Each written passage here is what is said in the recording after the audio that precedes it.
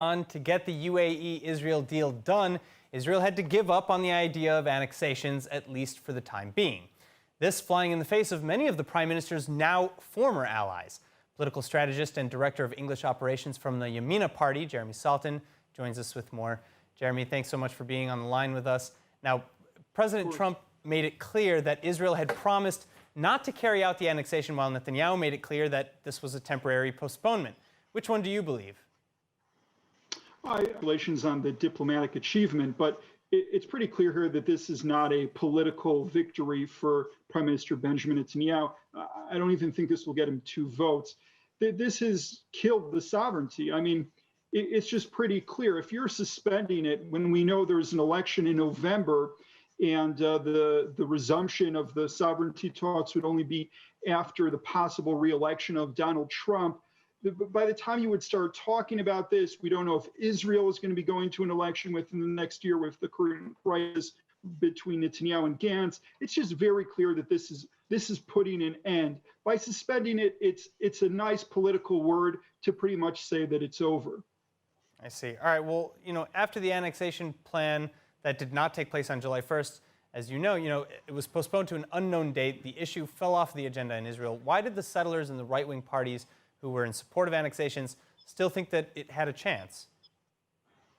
Well, I think at least I've been pretty consistent by saying that the minute that I saw that Netanyahu chose Benny Gantz as his senior coalition partner and to become the next defense minister replacing Naftali Bennett of my party, that this was just not something that was in his top priority.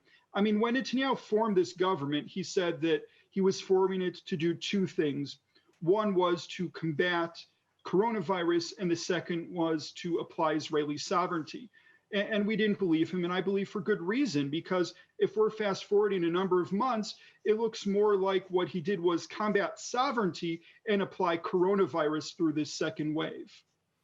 All right. Well, I mean, again, annexation was a central theme of the election promises of Prime Minister Netanyahu, as you just said, and of the Likud party. So will Yamina and other former allies, because you mentioned that this was a political blow ultimately to Netanyahu, in your opinion, will Yamina and other former allies work with Netanyahu and the Likud anytime soon? I don't think that the right is in Netanyahu's pocket anymore. I think that time has passed. It's long gone.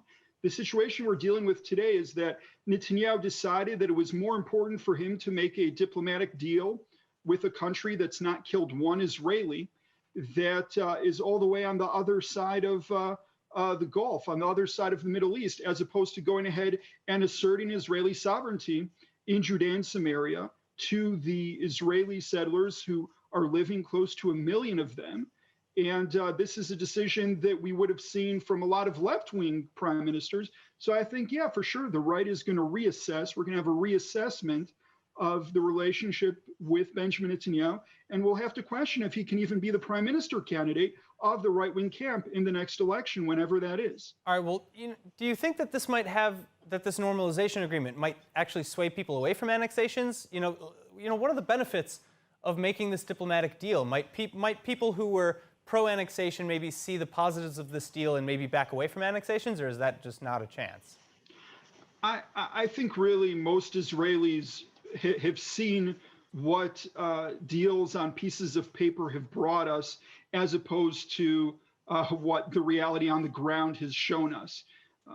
You live in the Middle East a long time, you understand that there's nothing more permanent than temporary, and you understand that when you have an opportunity, it's time to seize it. Netanyahu had a once-in-a-century opportunity to go ahead and apply sovereignty in Judea and Samaria, similar to what we saw with Levi Eshkol, with Eastern Jerusalem, with Menachem Begin, with the Golan Heights.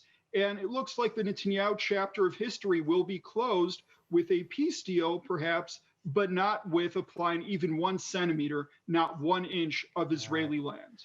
All right, Jeremy Saltan, thank you so much for joining us. Thank you.